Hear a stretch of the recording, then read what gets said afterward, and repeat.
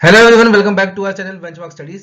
जैसा कि आप लोग जानते हैं, कल संडे को एसबीआई क्लर्क के दोनों शिफ्ट हो चुकी हैं कंप्लीट मेंस की, शिफ्ट 1 शिफ्ट 2। तो आप सबका मेंस कैसा गया कमेंट सेक्शन में लिख के बताइएगा, ठीक है। तो यहाँ पे बात करते हैं हम सबसे पहले पेपर की। तो पेपर में सबसे ज्यादा चौंकाने वाली चीज क्या थी? जीए।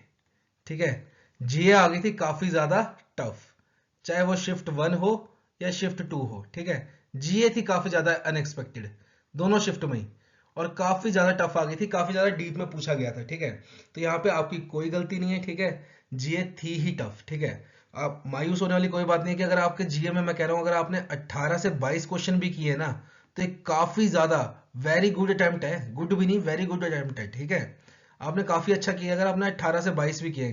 क्यों? क्योंकि अगर यकीन मानिए 100 बच्चों ने अगर मेंस दिया है ना, तो 97 से 98 बच्चों के लिए ना जीके काफी ज्यादा टफ थी।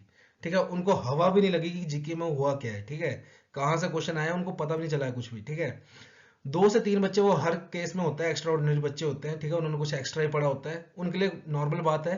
पर यकीन मानिए मेन जो परसेंटेज ऑफ स्टूडेंट्स थी ना, उनको जीए में हवा भी नहीं लगी है। ठीक है, कि ये क्या हो गया। ठीक है, तो आपने मायूस नहीं होना है। मैंने देखो आपको स्टार्टिंग में बोला था, इसलिए मैंने आपको बोला था कि आपका कोई एक सेक्शन अगर अच्छा चला जाए ना, तो खुश नहीं होना है, और कोई एक सेक्शन गलत चला जाए तो दुखी नहीं होना है। ठीक है, अब देखो जीएच सबके लिए टफ थी, तो यहाँ पे पता है सिलेक्शन किसके बेस पे होएगा? सिलेक्शन होएगा आपका इंग्लिश, क्वांट और रीजनिंग। क्यों? क्योंकि देखो जीए में ना कोई बंदा लीड नहीं कर पाएगा। जीए में ज्यादा से ज्यादा डिफरेंस पता है कितना होगा बच्चों में? 2 से 3 नंबर का डिफरेंस होगा हर किसी में। ठीक है, इससे ज्यादा डिफरेंस नहीं होगा। कोई होगा जो ड्रास्टिक चेंज होगा, उसमें 5-10 नंबर का डिफरेंस हो सकता है, पर ज्यादा जो एवरेज डिफरेंस होगा ना, वो 2 से 3 या 4 नंबर का डिफरेंस होगा। ठीक है, तो बच्चे स्कोर कहाँ खींचेंगे? इस 3 सेक्शन में। ठीक है, जिनके ये 3 सेक्शन बढ़िया गए ना, वो सिलेक्ट हो जाएंगे।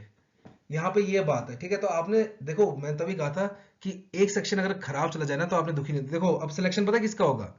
सिलेक्शन होगा जैसे जीए का पेपर आया, ठीक है, और वो अच्छा नहीं गया। ठीक है, अब जो बच्चा होगा ना कि यार ये पेपर टफ था, जीए वाला सेक्शन टफ था, मेरे को क्यूआरई में फोकस करना है। ठीक है, और जिसने इस पे फोकस करके स्कोर खींच दिया होगा वो सिलेक्ट है। और जिसका जीए अच्छा नहीं हुआ, फिर वो क्या हो गया होगा? मायूस, यार जीए तो अच्छा हुआ नहीं, इतना पढ़ा था कुछ आया नहीं, पेपर क्या खराब चला गया। और उसने फिर क्यूआरई पे भी फोकस नहीं किया, तो वो बच्चा नहीं होगा सिलेक्ट। ठीक है, सिलेक्ट हो गए ये वाले। तो इसलिए मैं कहता हूं हमेशा कि एक सेक्शन खराब जाए उससे आपको मैटर नहीं करता, क्योंकि 3 सेक्शन और है। ठीक है, अब यहाँ पे देखो बात क्या है, यहाँ पे एक गलती और कर रहे होगे अब आप लोग, वो क्या होगा? Expected cut off. ठीक है, एक्सपेक्टेड कट ऑफ। अब देखो ना, जब मैं था स्टूडेंट, स्टार्टिंग में मैंने भी ये बहुत गलतियां की हैं, उसके बाद फिर मैंने ये गलती करना छोड़ दी है। ठीक है, होता क्या है, जैसे समझ लो मैं अटेम्प्ट करके आया हूँ 75 मेंस में ना, 75 अटेम्प्ट करके आया हूँ इरिस्पेक्टिव ऑफ शिफ्ट। ठीक है, 75 अटेम्प्ट करके आया हूँ। अब मैं क्या करूंगा? मैं सारी कट ऑफ वाली वीडियो देखूंगा, सारी। कब तक? जब तक कोई ये ना बोल दे कि एक्सपेक्टेड कट ऑफ है 70 से 75। जब तक कोई ये ना बोल दे कि 70 से 75 तक कट ऑफ जाएगी, तब तक मैं सारी वीडियोस देखता रहूंगा, देखता रहूंगा, देखता रहूंगा। ठीक है, और उससे क्या होगा? टाइम वेस्ट, और कुछ नहीं होगा। ठीक है, दूसरी गलती क्या करूंगा? ये तो होगी पहली गलती। दूसरी गलती, बहस किस चीज की? कि भाई मेरा था शिफ्ट 1 में पेपर, और शिफ्ट 1 थी काफी ज्यादा टफ शिफ्ट 2 से। काश मेरा शिफ्ट 2 में पेपर होता, इजी थी वो शिफ्ट, मेरी शिफ्ट काफी ज्यादा हार्ड थी, गलत हुआ मेरे साथ। इन सब चीजों में फालतू में टाइम वेस्ट करेगा। देखो अब यहाँ पे ध्यान, जो समझदार बच्चा होगा ना, वो पता क्या करेगा? देखो, जो समझदार लोग होते हैं ना, उनकी पहचान ही ये होती है। देखो आपके हाथ में क्या था? पेपर अटेम्प्ट करना। ठीक है, आपके हाथ में सिर्फ यही था, पेपर अटेम्प्ट करना। इसके अलावा कुछ था आपके हाथ में? कुछ भी नहीं था, और वो आप करके आ चुके पेपर अटेम्प्ट। अब कट ऑफ कितनी जाएगी कितनी नहीं जाएगी, इससे आपको मतलब नहीं होना चाहिए। क्यों? क्योंकि 1-1.5 महीने में रिजल्ट आ ही जाएगा।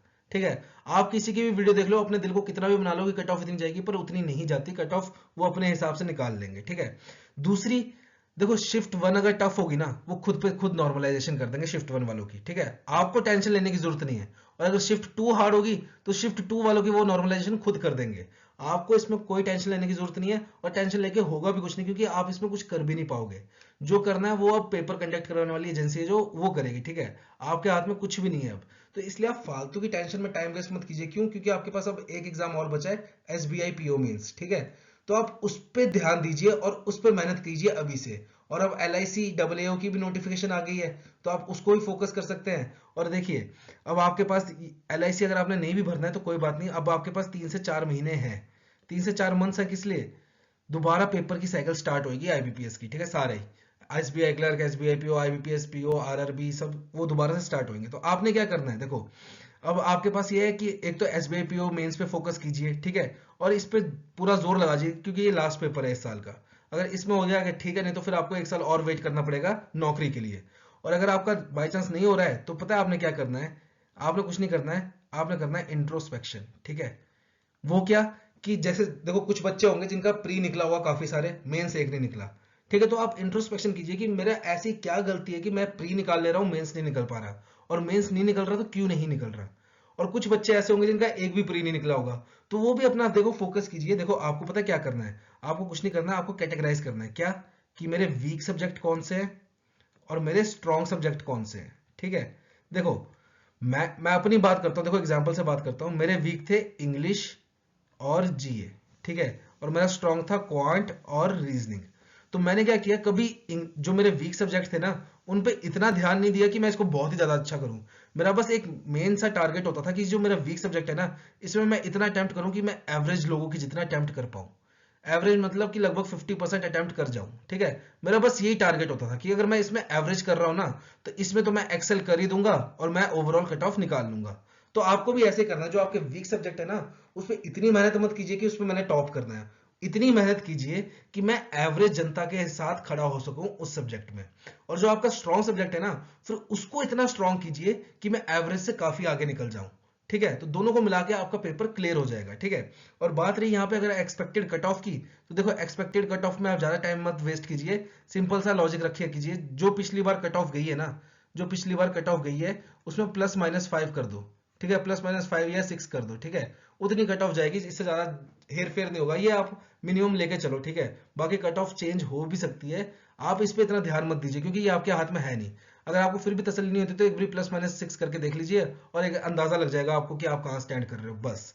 उसके अलावा आपने इस पे ज्यादा ध्यान देना नहीं है, क्योंकि क्योंकि 1.5 महीने बाद रिजल्ट आएगा, 1-1.5 महीने बाद उसमें आपको सब क्लैरिटी मिल जाएगी। आपने जो आपका टाइम है वो इन चीजों में इन्वेस्ट ना करके प्रिपरेशन में इन्वेस्ट करो, ठीक है, ताकि आप इस साल नौकरी ले पाओ।